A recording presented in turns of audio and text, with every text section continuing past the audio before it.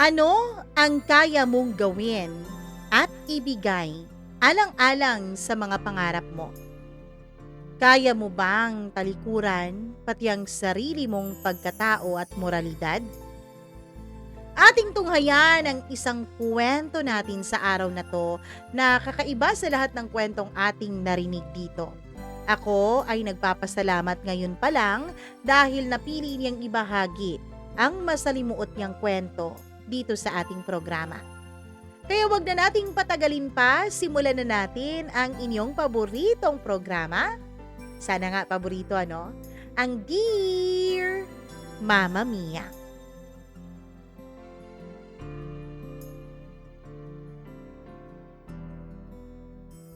Minsan, dahil sa ating mga pangarap, tayo ay nasasadlak sa sobrang hirap. Minsan, dahil sa ating hangad na pag-asenso, tayo ay naaabuso. Dear Mama Mia, naaalala ko pa ang unang pagkakabukas ng mga mata ko sa bansang Dubai. Mainit na hangin ng disyerto ang bumungad sa akin. Pero hindi yon makapantay sa init ng pag-asa sa dibdib ko. 3 taon na akong naghihintay ng oportunidad na ito. Ang maging domestic helper sa isang mayamang pamilya sa Emirates. Si Ate Rosa, ang recruitment agency owner sa Pilipinas, ay nangako sa akin na malaki ang sahod ko at mabait din ang magiging employer ko.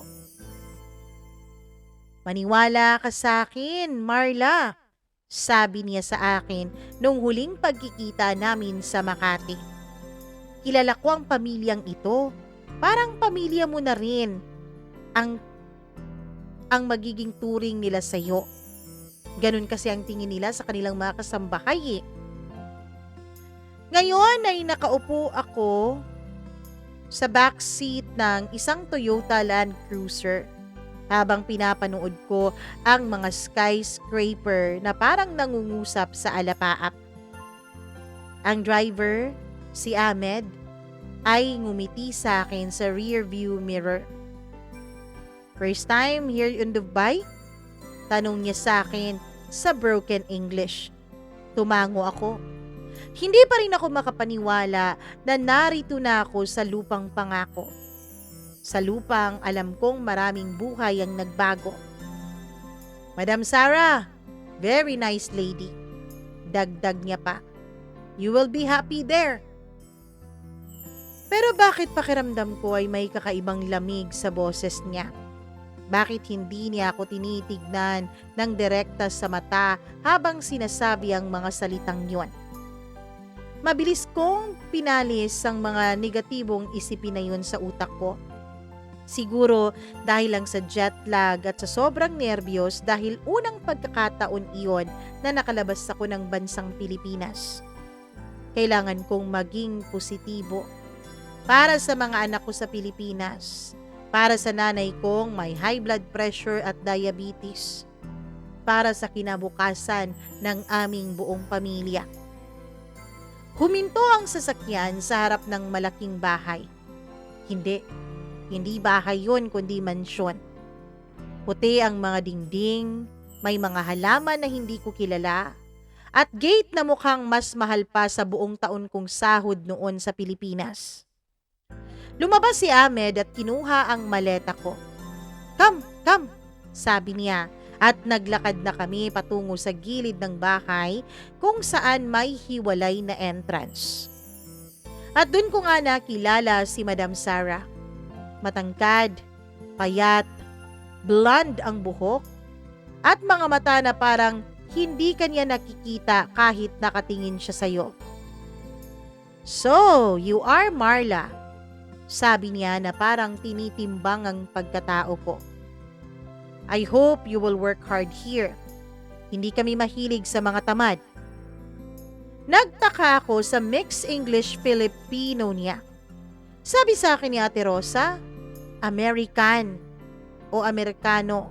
at Amerikana ang magiging amo ko. Pero hindi ko na yun inalintana. Sinabi ko pa mas mabuti nga yun kasi mas mabilis kaming magkakaintindihan dalawa. Bago pa ako makapagsalita ay hinila na niya ako sa loob ng bahay. "This is the kitchen," sabi niya. Ginaid niya ako sa malaking silid na puno ng stainless steel appliances. Dito ka magluluto. Breakfast, 6 a.m. sharp. Lunch, 12 p.m. At ang dinner, 7 p.m. Walang excuse kung late, ha? Tinuro niya rin sa akin ang kwarto. Ito ang master's bedroom namin ni Sir David mo. Hindi ka pwedeng pumasok dito without any permission. Ito ang mga kwarto ng mga bata. Si Ashley, she's 8 years old, at si Michael, 5 years old. Sila ang priority mo after ng housework. Habang naglalakad kami sa hallway ay nakita ko ang mga litrato nila. Mukha silang happy family sa mga pictures. Si Sir David, hindi naman Amerikano kung titignan. Moreno siya at may ngiti. Si Madam Sarah na mas mukhang masaya pa sa mga larawan at ang mga batang nakangiti rin. Parang perfect family kung titignan. Pero bakit parang hindi ko maramdaman ang warmth sa bahay na ito? "Ito ang kwarto mo," sabi ni Madam Sarah sa akin. Binuksan ang isang maliit na silid sa likod ng kusina. May single bed, isang maliit na dresser at electric fan. Walang aircon, walang TV. Pero okay lang. Kasi trabahador naman ako dito eh. Hindi naman ako isa sa mga amo. Mas maganda pa rin ito kaysa sa boarding house ko sa Maynila. "Rest today. Bukas, 5 a.m. you start working. Understood?" "Yes, madam." Tango ko. Nang mag-isa na lang ako sa kwarto ay kinuha ko ang cellphone ko at tinext ko si Ate Rosa. "Nakarating na ako ng safe, ate. Salamat ulit sa opportunity." Sumagot siya kaagad. "Good. Magtiyaga ka lang, Marla. Malaki ang kikitain mo dyan." Hindi ko alam na ang matyagang sinasabi niya ay may iba palang kahulugan, Mama Mia. Nagising na ako ng 4:30 a.m. sa tunog ng alarm clock ko. Jetlag pa ako pero kailangan kong maging professional. First impression last, sabi nga nila. At yun ang laging pinapaalala sa akin ni Ate Rosa. Mabilis akong naligo sa maliit na banyo na connected sa kwarto ko. Mainit ang tubig. Salamat sa Diyos. Sa Pilipinas kasi, malamig na tubig lang ang afford namin. Suot ko ang uniforme na binigay sa akin ni Madam Sarah kahapon. Gray na dress na umabot sa tuhod, white apron at white shoes. Pumasok ako sa kusina ng exactly 5 a.m. Naabutan ko si Madam Sarah na nakaupo sa breakfast table. May hawak na coffee mug at cellphone. Hindi niya ako binati. Patuloy lang siyang nagsuscroll sa cellphone niya. "Coffee," sabi niya without looking up. 2 sugars and a little milk.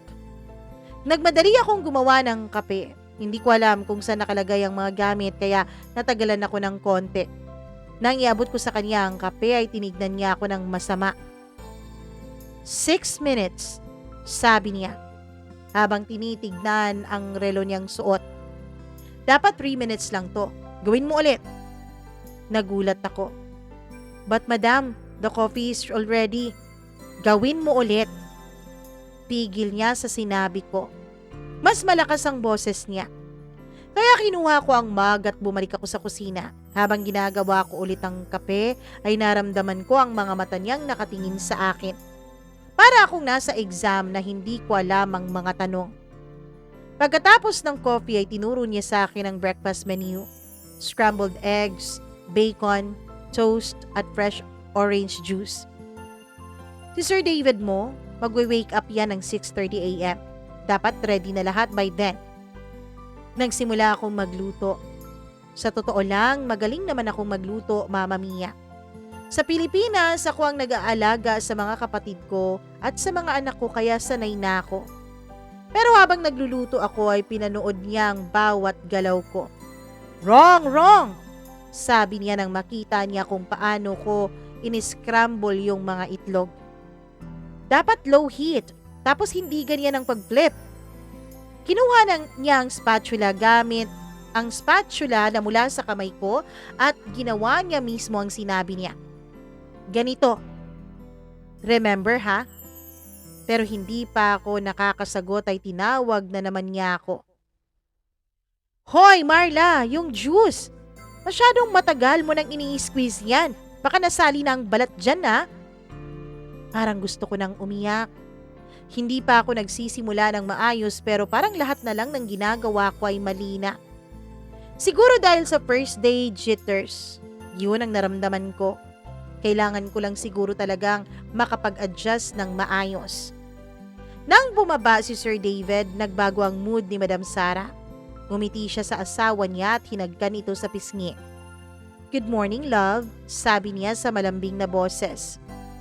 Sir David, siya ay mukhang talagang mabait mama niya. Ngumiti siya sa akin. You must be Marla. Welcome to our home. Thank you sir, sagot ko. Pero napansin ko na habang kumakain sila ay nagkakatitigan silang dalawa ni Madam Sara. Hindi ko maiintindihan o naiintindihan noon ang mga tingin nila na yon. Pero kakaibang tensyon ang dulot sa akin ng kanilang tinginan. Pagkatapos nilang kumain ay umalis na agad si Sir David Mama Mia. Papunta na siya sa kanyang trabaho. Bago siya umalis at lumabas ay lumapit muna siya sa akin. If you need anything, just tell Sarah, okay? Tumango ako.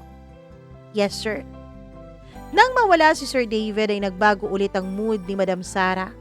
Bumalik ang malamig niyang tingin sa akin. Hugasan mo ang mga pinggan, pagkatapos linisin mo itong buong bahay. Vacuum, mop, dust, everything. Dapat makintab lahat ha. Dapat wala akong makitang kahit konting alikabok. Understood? Yes, madam. At Marla, tinawag niya ako habang naglalakad na siya paalis. Dito sa bahay na to, walang resting time. Kapag may time ka, may gagawin ka dapat. Clear? Napakunot noo ako. But madam, my contract says may 3 hours naman na. Tumigil siya sa kanyang paglalakad at humarap sa akin. Sa mga mata niya, nakita ko ang isang bagay na labis na nagpakaba sa akin, Mama Mia. Hindi lamang yun galit, may kasamang nakakatakot na determinasyon. What contract? Sabi niya. Ngumiti ng nakakatakot. Nandito ka sa ibang bansa, Marla. Ibang bansa to, kaya ibang rules. Saan ka pumirma ng kontrata? Hindi ba sa Pilipinas? Iba dito. Doon ko naramdaman ang pagdududa ko sa sarili ko kung tama ba talaga ang naging desisyon ko, Mama Mia. Tama ba talaga ang desisyon kong mag-ibang bansa? At tama ba talaga na mabait ang mga among napuntahan ko gaya ng sinabi sa akin ni Ate Rosa? Pero hindi pa huli ang lahat. Siguro ganito lang talaga sa simula. Kailangan ko lang patunayan ang sarili ko. Siguro, defense mechanism lang yun ni Madam Sara para wag siyang abusuhin ng mga nagiging kasambahay niya.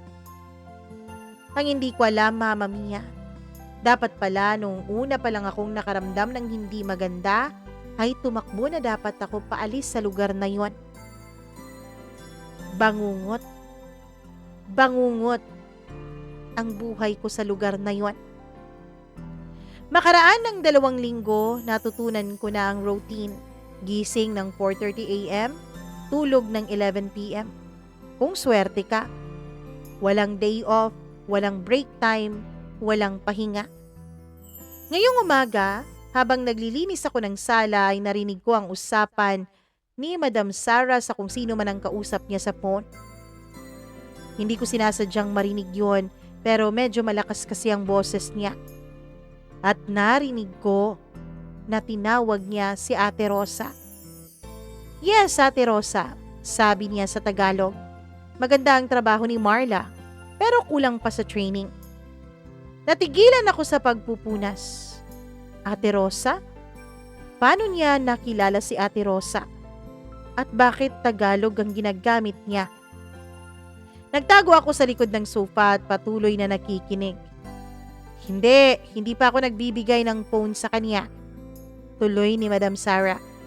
Sabi ko 'di ba, dapat focus muna sila sa work. Pag may phone, madali silang madedistract. Namilog ang mga mata ko. Ilang araw ko na pong hinihingi sa kanya ang cellphone ko dahil kinumpis ka po niya ito nung dumating ako doon, Mama Mia. Gusto ko sanang makausap ang pamilya ko.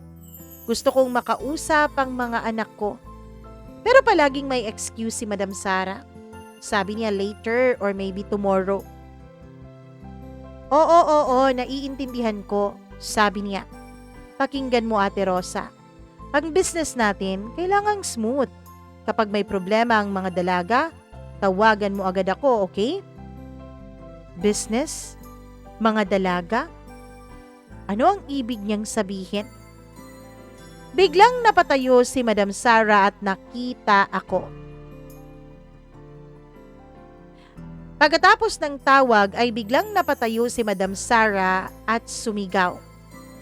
Marla? Marla, nasan ka? Tanong niya sa akin ng malakas na boses. Mabilis akong lumabas sa hiding place ko. Nandito po ako, madam. Naglilinis ng sala. Tinignan niya ako ng matagal. Gaano ka nakatagal dyan? Tanong niya. Kakadating ko lang po, madam. Sabi ko na pilit pinapakalma ang sarili ko, Mama Mia. Alam kong hindi siya convinced sa kanyang naging reaksyon. Sige, ituloy mo lang yung ginagawa mo. And Marla? Yes, madam. Next time, kung may marinig ka na hindi mo dapat marinig, kalimutan mo na, ha? Understood? Hindi ko alam kung bakit, pero nakaramdam ako ng takot. Dapat sana nagtanong ako, kaya lang, Mama Mia, ang lumabas sa mga bibig ko ay ang mga salitang, understood, madam. Nang umalis siya ay tumakbo ako sa kwarto ko. Hinanap ko sa lahat ng sulok ang phone ko. Baka nandun. Baka itinago niya dun sa kwarto. Pero wala. Baka nilagay niya sa bag ko. Binuksan ko ang bag ko pero wala rin. Lahat ng mga personal belongings ko organized pa rin gaya ng pagkakaayos ko nung unang nakarating ako doon. Ang sabi kasi sa akin ni Madam Sarah, Mama Mia, na ilalagay niya lang sa mga gamit ko ang cellphone ko nung unang araw ko sa trabaho. Pero wala ang cellphone ko doon. Paano ko makakausap ang mga anak ko? Paano ko malalaman kung okay sila? Ang nanay ko, paano ko malalaman kung ayos lang ang pakiramdam niya? Lumabas ako ng kwarto at hinanap si Madam Sarah. Nakita ko siya sa may garden.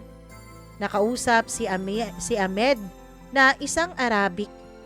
Hindi ko maintindihan ang sinasabi nila. Doon ko napagtanto, Mama Mia, na si Madam Sarah ay multilingual pala. Pero nakita ko na itinuro niya ako. Si Ahmed naman ay tumango at tiningnan ako ng kakaiba. Madam, lapit ko sa kanya. May tanong po ako. What? Ang phone ko, hindi ko po makita. Baka hindi mo pa nailagay dun sa mga gamit ko gaya ng sabi mo na ilalagay mo doon. Yes, oo. Sabi niya na para bang nakalimutan niya. Hindi mo pa pwedeng kunin yon para sa safety mo.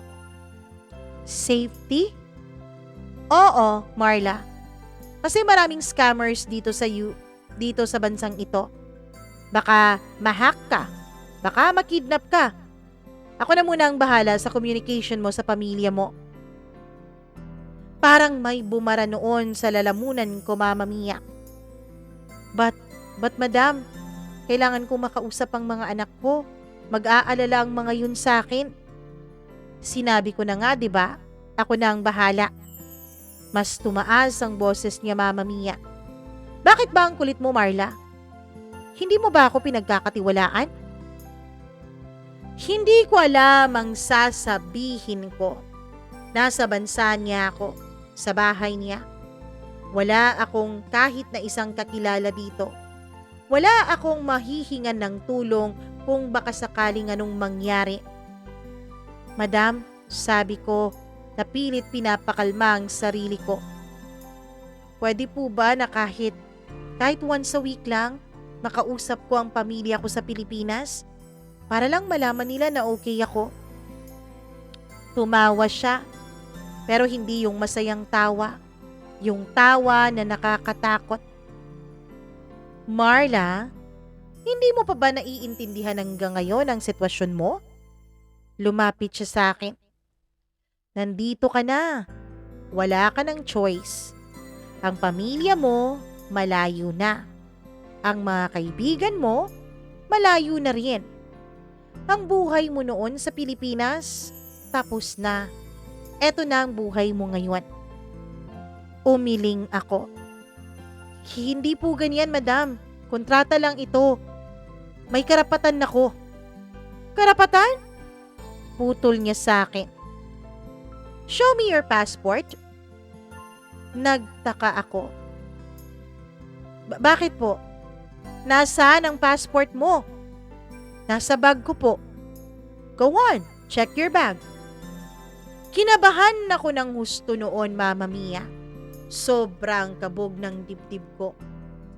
Tumakbo ako sa kwarto at hinanap ko ang passport ko. Wala. Lahat ng dokumento ko, employment, contract, visa, passport, wala na. Bumalik ako sa kanya. Nanginginig na ang mga kamay ko, pati na rin ang mga labi ko. Madam, yung mga papers ko. Yes, oo, kinuha ko rin. Para sa safety mo rin. Sabi niya, pero yung ngiti niya, alam mong tinatansya niya ako at niloloko-loko. Madam, bakit mo naman kinuha lahat ng... Marla! Sigaw niya at putol niya sa mga sinasabi ko. Para akong nabingi sa lakas ng boses niya, Mama Mia. Listen to me carefully, Marla. Nandito ka. Ang trabaho mo lang, sumunod. Walang tanong, walang reklamo. Trust me, Marla. Ginagawa ko ito para sa sarili mo. Hindi ko na napigilan ng luha sa mga mata ko. Madam, please naman gusto ko lang makausap ang mga anak ko. Hindi pwede. Pero bakit? Lumapit siya sa akin at hinawakan niya ang baba ko. Hindi masakit ang pagkakahawak niya pero matigas iyon.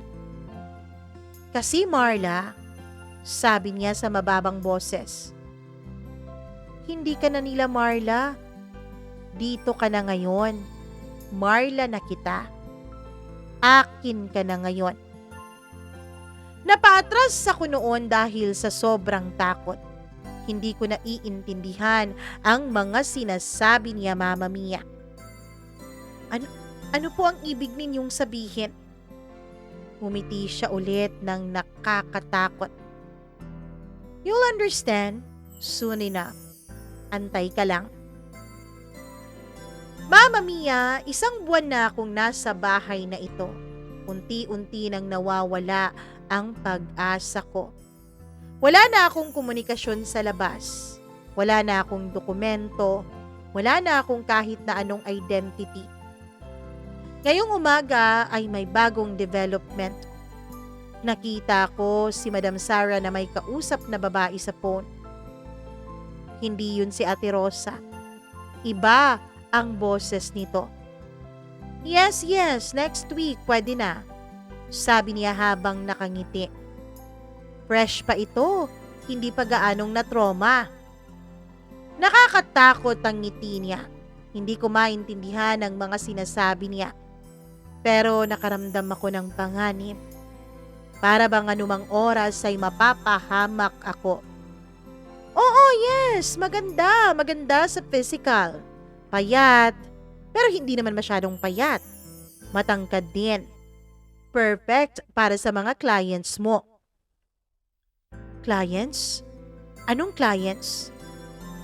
Biglang tumigil siya sa pakikipag-usap sa phone nung makita niya akong nakatago sa may pintuan ng kusina. "Marla?" sabi niya. "Halika nga dito."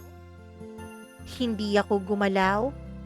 May instinct ako na nagsasabing hindi ako dapat na lumapit sa kanya. "Marla!" sigaw niya ulit. "Halika dito, ngayon na!" Mabigat ang mga paa ko na unti-unti akong humakbang patungo sa kanya. Pero pinanatili kong medyo malayo ang distansya ko sa kanya, Mama Mia. "Sit down," sabi niya. Tinuro niya ang isang upuan sa kanyang tabi. Kahit na ayoko, wala akong magawa. Nanginginig ako noon habang umuupo sa upuan na kanyang tinuro. "Marla, may itatanong ako sa'yo. I want you to answer me honestly. Ano ba ang naging trabaho mo sa Pilipinas?" Stay out helper po, madam. Tsaka part-time din sa restaurant kapag day off ko." So sanay ka nang magbigay ng serbisyo?" Yes po, madam." "Good." Kinuha niya ang phone niya at pinakita niya sa akin ang isang picture. "Kilala mo ba ito?" Tinignan ko ang picture na pinakita niya, Mama Mia. Isang babae. Sa tansya ko ay nasa mga 25 years old mahigit ito. Mukha siyang Pilipina. Nakangiti sa camera, pero hindi nakatakas sa akin na may lungkot sa kanyang mga mata. "Ah, hindi po, madam." "This is Jenny. Naging katulad mo din siya dito. Very good worker." Saan na po siya ngayon, madam? Tapos na po ang kontrata niya?" Sabi niya. Lumipat na siya sa ibang lugar, dun sa mas magandang opportunity. Pero may kakaibang tunog ang boses niya habang binabanggit niya iyon. Parang hindi totoo ang kanyang sinasabi. "Marla," pagtutuloy niya, "may tanong ulit ako sa'yo. Ano ba ang pangarap mo sa buhay?" Nagtaka ako sa mga tanong niyang iwan, Mama Mia. "Madam," I said, "ano ba ang pangarap mo? Anong gusto mong ma-achieve?" Ang gusto ko lang po, madam, na makapagpatayo ng bahay para sa mga anak ko. Gusto ko din na makapag-aral sila ng maayos at makapagtapos." Magkano ba ang kailangan mo para dyan?" "Siguro po, mga nasa 2 million pesos. Kasali na doon ang ipon para sa pagka-college ng mga anak ko."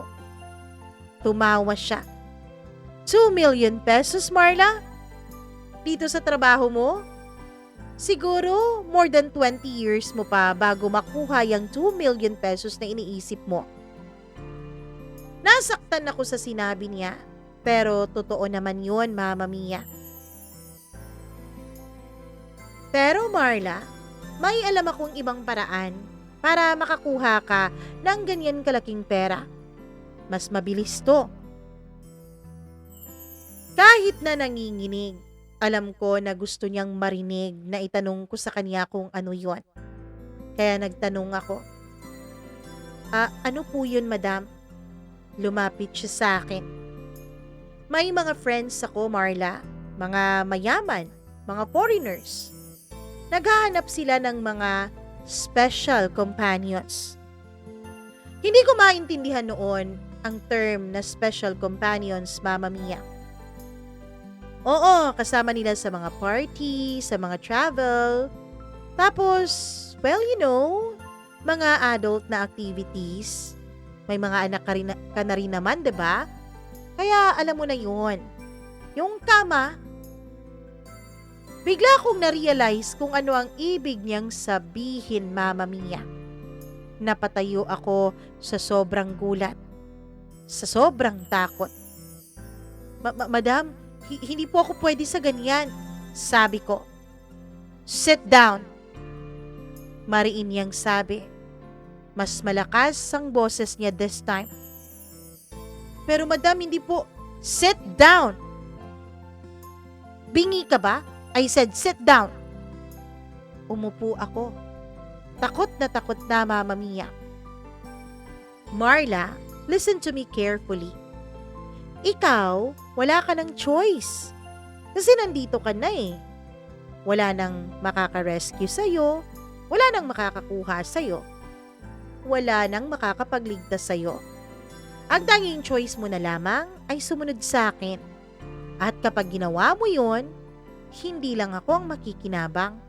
Maging ikaw, Marla. Umiling ako. Madam, hindi ko po kaya. May asawa po ako sa Pilipinas. Hindi ko kaya yung mga ganyan. Kaya mo, sabi niya at ngumiti ng masama. Lahat ng babae kaya nila. Lalo na kapag katulad mo na wala ng choice. Madam, please. Trabaho lang po ang gusto ko. Makakabayad naman ako sa mga utang ko sa ginagawa ko dito eh. Yes. Speaking of utang. Kumuha siya ng papel sa mesa. May drawer kasi ang mesang yun at doon niya kinuha mula ang papel. Eto, this is the computation. Sa mga utang mo, Marla. Binigay niya sa akin ang papel at nakita ko ang mga numero. Nanlaki ang mga mata ko, Mama Mia. Plane ticket, $2,500. Visa processing, $1,200. Accommodation sa Dubai, $800. Food expenses, $600. Processing fee kay Ate Rosa, $3,000. Monthly salary, $400. Total debt, $8,100. Monthly payment, $300. Remaining for family, $100. See? Nakikita mo ba yan, Marla? Sa $100 na remaining mo monthly, 6 years mo pa mababayaran ng lahat. Tapos, wala pang natitira o matitira sa pamilya mo. Ano ba ang $100 ngayon? 5,000 to 5,300 pesos? Kasya ba yun sa pamilya mo? Lalo pang nanlaki ang mga mata ko, Mama Mia. Pero madam, hindi naman ganito ang sinabi ni Ate Rosa sa akin. Ate Rosa? Sabi niya tumawa ng pagkalakas-lakas. Marla, Ate Rosa is my partner. Kami ang may-ari ng recruitment agency. Kami ang nag-aayos ng lahat ng papeles ninyo. Kami ang nagkokontrol sa mga buhay ninyo, lalo na kapag nandito na kayo. Para akong binuhusan ng malamig na tubig, Mama Mia. Ano pong ibig niyong sabihin, madam?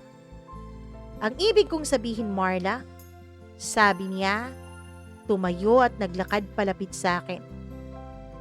Gaya ng kanina ko pa sinasabi, you don't have any choice.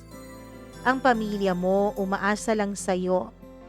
Ang mga anak mo gusto mo na merong magandang buhay, right? At ako lang ang makakatulong sa'yo. Pero madam, wala nang pero Marla. Bukas na bukas may darating na client. Businessman from Germany. Mayaman, pero mabait. Isang gabi lang, tapos $1,000 kaagad. Hindi ko napigilan ang pag-iyak, Mama Mia. Kahit naman desperado po ako sa pera, ayoko naman pong ibenta ang sarili ko. Pero madam, kaya mo yan, Marla? Madam, please, hindi ko po kaya. I said kaya mo yan, sabi niya. Hinawakan niya ang buhok ko. Lahat ng babae na dumaan dito, ginawa nila yan. Si Jenny, ginawa niya. Si Carmen, ginawa niya. Si Rosa, ginawa rin niya. Kaya ngayon, look at them. Successful na sila. Saan na po sila ngayon, madam? May sarili na silang buhay, naging successful. Pero sa mga mata niya, nakita ko ang katotohanan, Mama Mia. Oo nga't, matatawag na sigurong successful si Ate Rosa. Pero alam ko na may ibang mga babaeng hindi naging successful. May ibang mga babaeng may nangyari sa kanila na hindi maganda kundi masama. Madam, sabi ko na nanginginig ang boses. Gusto ko pong umuwi sa Pilipinas. Tumawa siya. Malakas na malakas ang tawa niya. Alam kasi niyang walang ibang makakarinig sa amin sa laki ng mansyon nila. Umuwi? How? Wala kang passport. Wala kang pera. Wala kang kakilala dito at saka... Lumapit siya sa akin. May mga taong magagalit kapag umuwi ka, Marla. May hahabol sa'yo. Sino pong mga tao, madam? Yung mga nag-invest sa'yo. Sila, Marla. Yung mga gumastos sa'yo para makapunta ka dito. Kapag hindi ka naging productive, magagalit sila. At kapag galit sila, hindi niya itinuloy ang kanyang sasabihin. Pero sinigurado niyang nakarating sa akin ang mensahe niya. Naiintindihan ko ang ibig niyang sabihin, Mama Mia. Sa moment na yon, na-realize ko na hindi lang ako naging domestic helper. Naging parang isang merchandise din ako. Naging property niya. At sa mga taong pinagkatiwalaan ko, si Ate Rosa, si Madam Sara, sila pala ang mga demonyong tuluyang wawasak sa buhay ko. Hindi ako nakatulog nung buong gabing iyon, Mama Mia. Sabi niya bukas daw ay darating ang isang client. Hindi ko alam kung ano ang gagawin ko, pero alam ko na hindi ko kaya ang gusto nilang ipagawa sa akin. Nagpasya ako na kakausapin ko si Sir David. Nakita ko kasi na siya lang ang tanging naging mabait sa akin dito sa bahay na to. Baka makatulong siya sa akin. Nang umaga ay naghintay ako sa kusina. Palaging bumababa si Sir David ng mga 6:30 a.m. para sa breakfast. Ngayon kailangan ko siyang makausap ng walang ibang kasama. Nang makita ko na bumaba na si Sir David ay lumapit ako sa kanya. Sir David, can I talk to you? Nagulat siya. Yes, Marla, what's wrong? Sir David, I have a problem. I don't know who to trust anymore. What? What's your problem? Bago pa ako makasagot ay bumaba na si Madam Sara. Good morning, love, sabi niya kay Sir David, pero tiningnan niya ako ng masama. Marla, bakit hindi ka pa nagluluto ng breakfast? Madam, kausap ko lang kasi si Sir David. Wala kang kausap. Trabaho mo lang ang gawin mo, Marla. But madam, David, sabi niya sa asawa niya, Marla is still adjusting. She's not used to this routine. Maybe she feels a little uncomfortable. But don't worry, my love. I'll take care of her. Sabi niya. Tiningnan ko si Sir David. Hindi ko mabasa kung nagtataka ba ang mukha niya o hindi. Marla, is there anything wrong? Nakita ko na parang concern siya sa akin. Gusto ko sanang magsalita pero nakita ko ang warning look ni Madam Sara. Nakatayo siya sa likod ni Sir David at hinawakan pa niya ang kutsilyo na nasa kitchen counter. Nothing, sir. Nothing. Maybe Madam Sara is right. I'm still adjusting. Oh, okay, sabi ni Sir David. But if ever you'll have a problem here, just talk to Sarah, okay? Yes, yes sir. Pagkatapos ng breakfast, nang umalis na si Sir David, ay sinundan ako ni Madam Sarah sa kusina. Anong sinasabi mo kanina kay David, ha? Wala po, madam. Nagtanong lang po ako kung okay lang ba para sa kanya ang trabaho ko.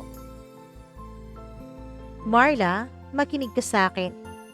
Lumapit siya sa akin. Listen to me carefully. No one in this house can help you. Not even David. Normal na tao ang asawa ko. But he cannot help you, definitely. Pero madam, well, Marla, hindi ko alam kung anong iniisip mo kung bakit ka magsusumbong sa asawa ko. David knows. He knows everything. In fact, he opened the door for me to have this kind of business. In fact, he's the one looking for clients, their friends, his colleagues. Kaya don't bother sa pagsusumbong mo. Madam, please, wag niyo naman pong gawin sa akin to. Marla, ano ba sa mga sinabi ko ang hindi mo naintindihan? Look, I even learned Tagalog for me to talk to you people. To talk to monkeys like you from the Philippines. Para magkaintindihan tayo. Tinagalog ko na nga, 'di ba? Madam, promise po, hindi po ako magsusumbong. Wala pong makakaalam kahit na sino. Please po, pauwiin niyo na lang po ako. Kahit po, hindi niyo na ako bayaran. Kahit po, bayaran ko ng paunti-unti yung utang ko sa'yo, ihuhulog ko po sa bangko ninyo. No, hindi na pwede, sigaw niya. Napakalalim na ng involvement mo, Marla. Hindi ka na pwedeng umurong dito. Involvement? Ano pong involvement? Alam mo na kung ano ang mga totoo kong transaksyon. Kaya hindi ka na pwedeng umalis. Pero madam, please. Kumuha siya ng isang folder sa cabinet at binuksan niya ito. Doon ko nakita na napakaraming pictures pala ito, Mama Mia. At hindi lang basta-bastang pictures, kundi pictures ko. Pero hindi yung mga normal na pictures. Hindi yung nakawaki ka, naka-peace sign at ngumingiti. Mga pictures na ako ay nakahubad. Hindi ko alam kung kailan kinuha. Mga pictures na parang may ginagawa ako sa sarili ko na hindi ko natatandaan. Mga pictures sa loob ng banyo at loob ng kwarto. Madam, ano po itong mga pictures na to? Are you blind? Siyempre ikaw yan. Kailan niyo po kinuha ang mga pictures na to, madam? Well, nung nakaraang gabi lang, Marla, nung tulog ka. May mga camera ako sa kwarto mo, pati na rin sa banyo mo. Natigilan ako. Camera? Oo, at hindi lang sa kwarto mo at banyo mo. Buong bahay ay may camera. Kaya lahat ng ginagawa mo, nakikita ko. So don't you dare do something stupid. Para akong binuhusan ng malamig na tubig. Pero madam, bakit naman? For security, Marla. Para alam mo na hindi ka makakatakas sa akin. At para na rin sa business natin. Business, madam? Oo. Yung mga pictures mo, business din yan. Ibebenta ko yan online sa mga clients na nagbabayad para makita ang mga pictures ng mga Filipina helpers. Lalo na yung mga katulad mo. Bata, morena at balangkinitan. Naramdaman ko na para akong nasusuka. Madam, pero hindi naman po ako pumapayag sa ganyan eh. Again, Marla. Bobo ka ba? I said wala kang choice. Nakagawa na tayo ng content. May mga clients na nga na nakakita sa iyo eh. May mga umorder na nga. Order? Yes. Yung German businessman na darating mamaya, siya yung una kasi siya yung pinakamalaki ang bidding. Pero may mga susunod pa. May Japanese na businessman next week, may Arab client ka rin sa susunod na buwan. Hindi ko napigilan ang pag-iyak. Madam, please, hindi ko kaya yan. Kaya mo, Marla. Kaya mo yan. Don't worry, malilinis naman ang mga yun eh. Mga successful businessman naman yun. Kesa naman nagpapatira ka lang doon sa asawa mong tambay at batugan, di ba? Madam, paano niyo po? I know everything about you, Marla. Alam ko ang sakit ng nanay mo, alam ko ang problema ninyo sa pera, at alam ko rin na meron kang batugan at walang hiyang asawa. Kaya bakit ka makokonsensya kung mapapagalaw ka sa ibang lalaki? Eh, pera naman to. Madam, di ba sabi niyo, merong mga babaeng naging successful? Nasaan na po sila? Umuwi na sila sa Pilipinas. Naging mayaman na. Pwede ko ba pong makausap ang isa sa kanila? Pwede, si Ate Rosa. Yung hindi po si Ate Rosa. Hindi pwede. Busy sila sa new life nila. Pero sa mga mata niya, nakita ko na hindi yun totoo. Nakita ko rin, Mama Mia, ang pagbabanta sa kaniyang mga mata. Na para bang sinasabi niya sa akin na kapag gumalaw ako ng mali, ay may mangyayari sa akin. Mangyayari din sa akin ang kinatatakutan kong nangyari doon sa mga dati niyang mga babaeng ginanito. Madam, sabi ko na desperado na.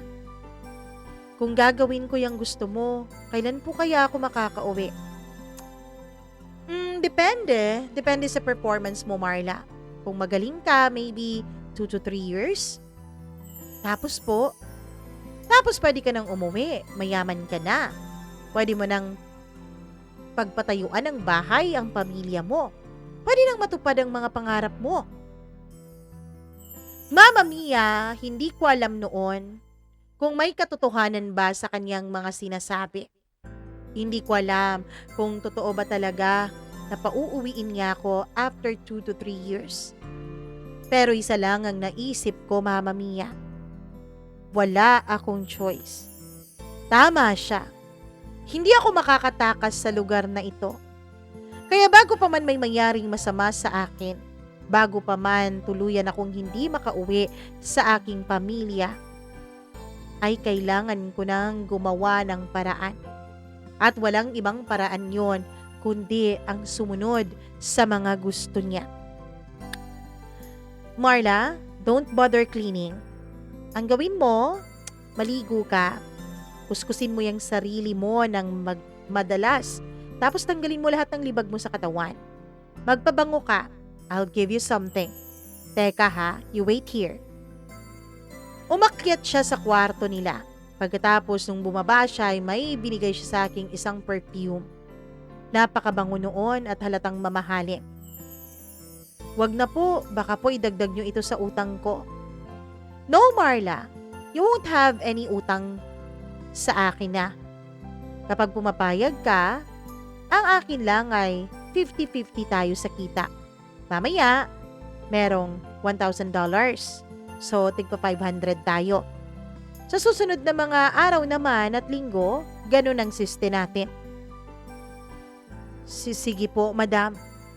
Sabi ko sa kanya na pilit pinapakalma ang sarili ko para wag niyang mahalata ang panginginig ko. Don't worry, Marla. Aasenso ka dito.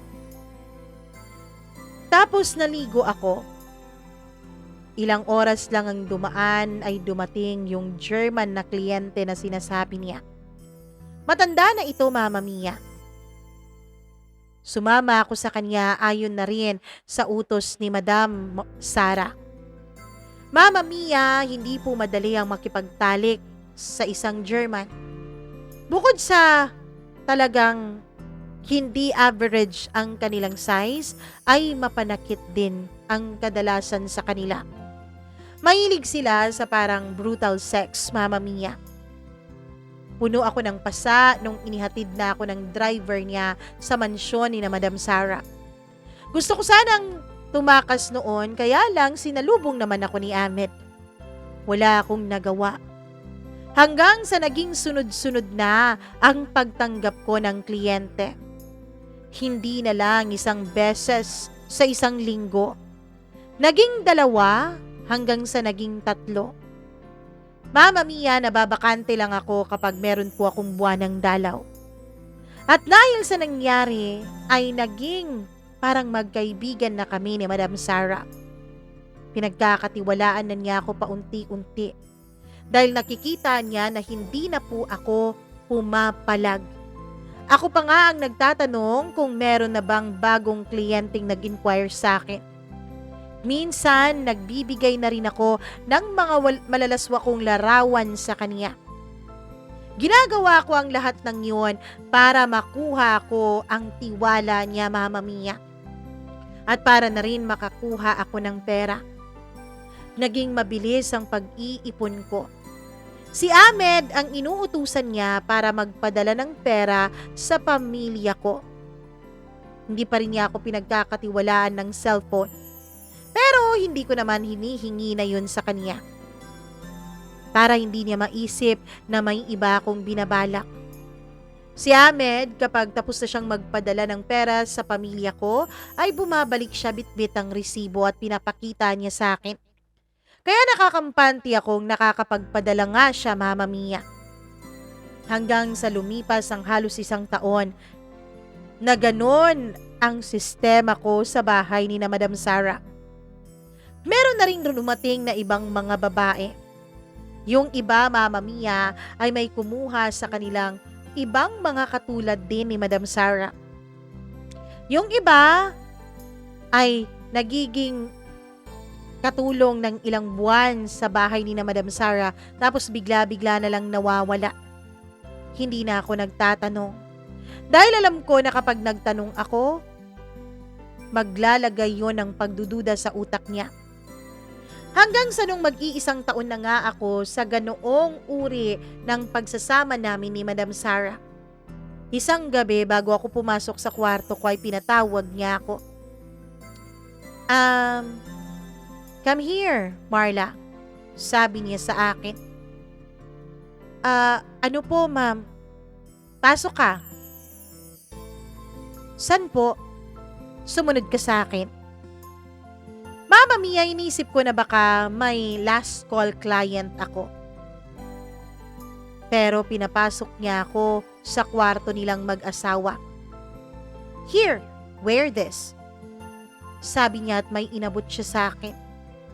Para po yung mga costume, Mama Mia, ng mga babaeng nang aakit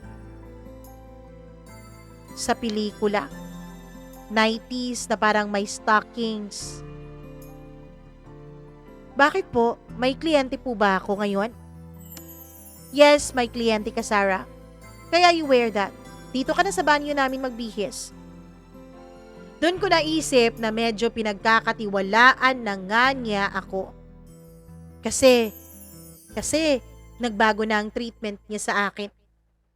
Kaya ayun, Mama Mia. Paglabas ko ay nagulat ako. Dahil may nakaset up na siyang 2 kamera. Ma'am, ano po yung mga kamerang ito? Sarah, meron kasi tayong mga kliyente overseas na nagre-request ng performance video. Performance video po? Ano pong ibig niyong sabihin? Simple lang. Love, come on in, tawag niya. At dun lumabas si Sir David. Naka-boxers lang ito. Pagkatapos ay bigla namang naghubad si Madam Sarah sa harap ko. Sinuot nilang 2 ang maskara, Mama Mia. Sarah, hindi ka pa nakaka-try ng threesome? Medyo nagulat ako noon. As in, sobrang gulat ko, Mama Mia, na halos mapaduwal ako. Hindi pa po, ma'am. Well, there's a first time for everything, right? Eto na, ang umpisa mo. Halika na. Eto ang gagawin natin. Sabi niya habang dinidiscuss sa akin kung ano ang gagawin namin tatlo sa kama. I-video niya, Mama Mia, para sa mga kliyente niya. Hindi pa ako nakapagtanong pero bigla siyang nagsalita. Don't worry, Sarah. Don't worry, Marla. Meron kang magiging commission dito. Tulad ng dati, 50-50. Pero dahil tatlo tayo, at syempre bilang manager mo rin, well, ang sa akin ay 40%. Tapos, tig-30 kayo ni Sir David mo. Wala ulit akong nagawa. Oo, Mama Mia. Malaswaman kong iisipin, pero ginawa ko po yun. Nakipagtalik po ako sa mag-asawa habang sila ay merong mga suot-suot na maskara. Hindi sila makikilala sa video samantalang ako ay wala po. Hindi nila ako pinasuot ng maskara. Dahil ang sabi nila ako naman daw ang gustong makita ng kanilang kliyente. Pagkatapos noon ay nasundan pa iyon ng nasundan. May mga padrama pa silang nalalaman. Minsan, Mama Mia, kapag wala ng mga bata at nasa eskwela na, ay pinapasuot nila ako ng sexy. Na kunwari, isa akong helper at naglilinis ng bahay. Tapos sisilipan ako ng amo ko. Tapos yun na, may mangyayari sa amin. Tapos mahuhuli raw kami ng asawa niya. At imbis na magalit, ay sasali ang asawa niya sa amin. Ganon. At hindi lang yon, maraming mga role-playing pa. Kahit na nasusuka na ako sa sarili ko, ay tiniis ko. Alam ko kasi, Mama Mia, na wala akong patutunguhan. Alam ko kasi na wala akong magagawa. Hanggang sa nung magdadalawang taon na ako, dito ko na napansin na may parang kakaibang pagtingin sa akin si Sir David. Dito ko na napansin na kapag hindi nakatingin si Madam Sarah, ay tinititigan niya ako ng malandi. Kaya naman, Mama Mia, nung nakilala ko na at nalaman ko na kung saan nakalagay ang mga kamera, kapag alam kong hindi ako hagip ng kamera, ay nakikipaglandian ako kay Sir David. Hindi lang pakikipaglandian. Mama Mia, inaalagaan ko rin siya ng extra. Hanggang sa sinabi na niya sa akin matapos ang ilang buwan na minamahal na niya ako.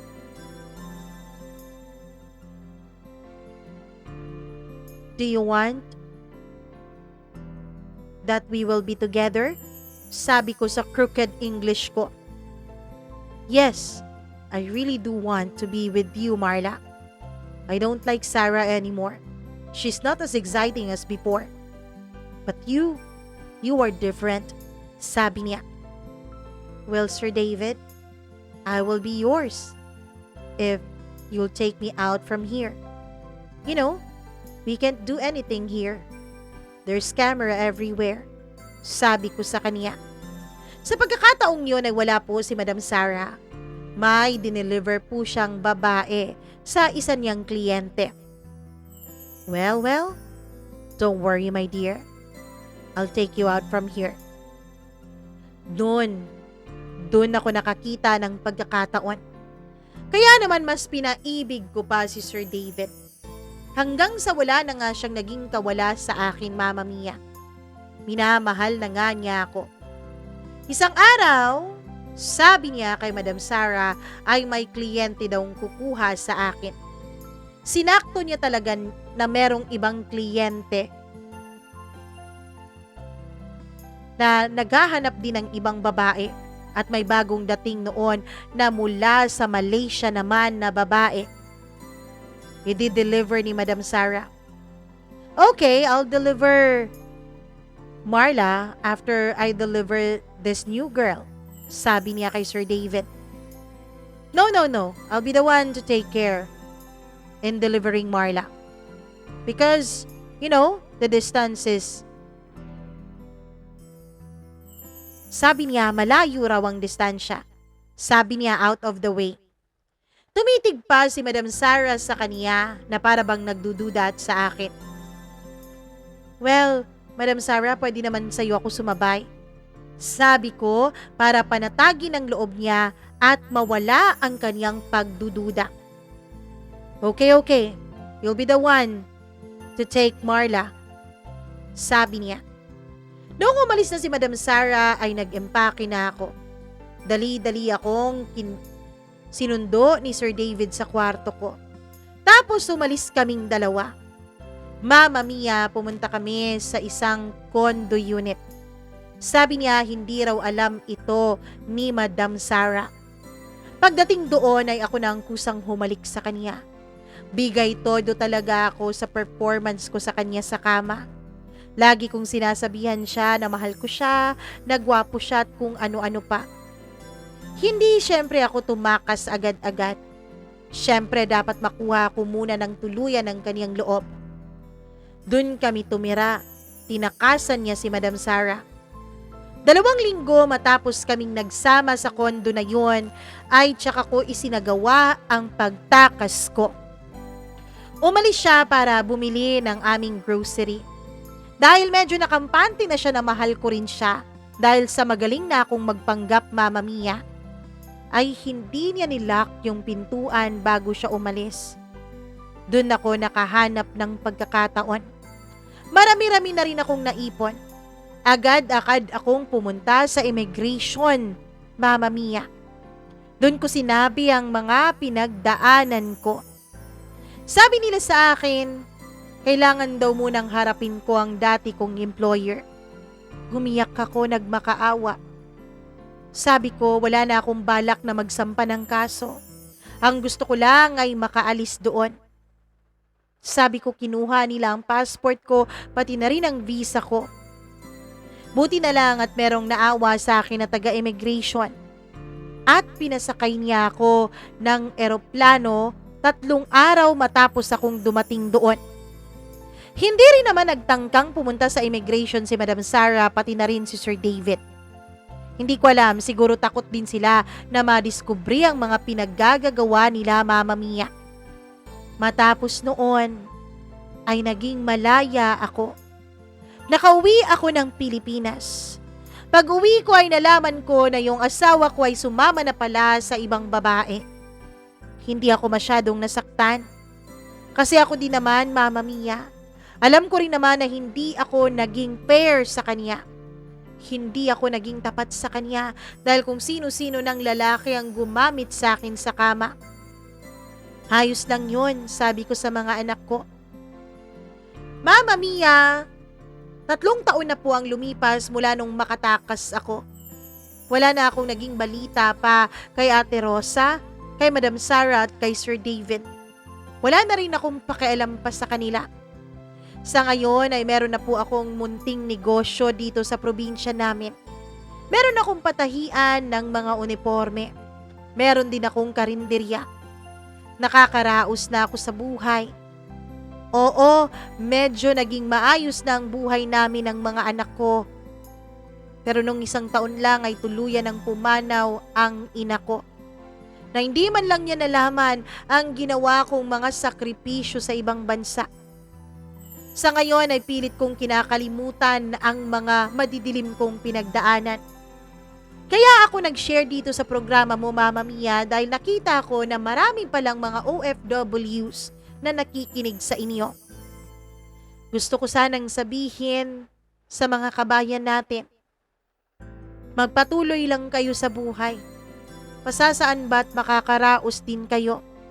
At sa mga may balak mag-abroad, sana lagi niyong tatandaan, hindi lahat ng nag-a-abroad ay umaasenso.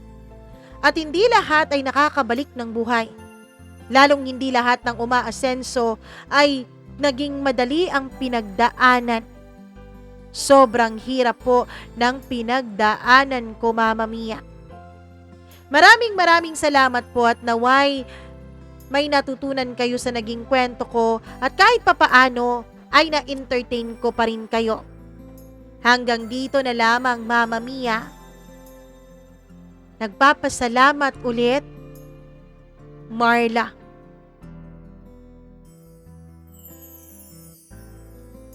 Uy, grabe ang kwento ni Ate Marla, ha? Hindi madali. Grabe, nagbenta siya ng video niya, nagbenta siya ng katawan niya.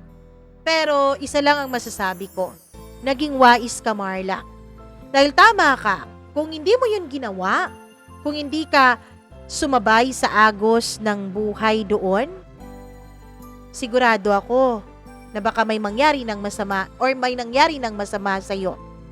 Kaya bilib ako sa tibay mo, Ate Marla. Bilib ako sa tibay ng mga OFWs natin. Palakpakan natin ang ating mga makabagong bayani. Siya nga pala, kung may naririnig kayo ngayon, malakas na ulan po yun. As in, sobrang lakas ng ulan dito sa amin. So, sana baliwalain nyo na lang yun, okay? Anyways, nako, maraming salamat po ulit. At sa lahat ng mga nakikinig sa atin, please do like and share this video. Nako, para marami tayong ma-inspired at marami ang makaalam na hindi lahat ng pangarap natin sa ibang bansa ay natutupad, na ang mga paghihirap ay, kumbaga, yung mga nakikita lang natin sa telebisyon. Kasi may mga mas mahihirap na mga pinagdadaanan yung iba sa ating mga kababayan, gaya ng pinagdaanan ni Ate Marla. Pero bilib lang talaga ako sa talino niya at sa tibay ng loob niya. Kaya sa mga may balak dyan na mag-abroad, siguraduhin yung matibay ang loob nyo at matalino kayo sa bawat desisyon nyo sa buhay. Anyways, bago tayo magpaalam dahil lumalakas na talaga ng todo ang ulan, hello muna ako sa ating mga members. Hi ako kay Maureen Tugab, kay Angeline Puaso, Gian Torio, Gimaras Girl, Easy Gale, Giovanni Bailong, and Mila Raduban. Maraming salamat sa inyong pagpapamember. And syempre, hello din ako sa ating mga suking tagapakinig na laging nag-aabang sa atin. Hi ako kay Ma'am Judith McGovern, Sir Reynaldo de Vera, Jaime Rodriguez, maraming salamat. Angeli Gold, grabe naman. Hi daw kay Rose Ann Lipata. Oy! Buti na lang hindi ko nabasa yung kasunod ng iyong mga pa-shoutout. Anyways, maraming salamat po ulit sa inyo. Hanggang sa susunod nating kwento, kung may sarili po kayong storya ng buhay na nais nyong i-share sa atin, mag-email lamang po kayo mamamiacdo0317@gmail.com. Thank you so much sa inyong suporta at sana'y mag-subscribe kayo dito sa ating channel kung hindi pa po kayo subscriber, para nang sa ganon ay lumapit-lapit lang naman tayo sa ating pangarap na 1,000 subscribers by the end of this year. Hindi ko na alam kung maniniwala pa akong kakayanin natin yan. Pero sige, please subscribe kung hindi ka pa subscriber. Bye-bye! I love you all so much. Salamat sa pakikinig at pag-abot sa puntong ito ng ating video. Bye-bye and I love you. Bye! Ingat!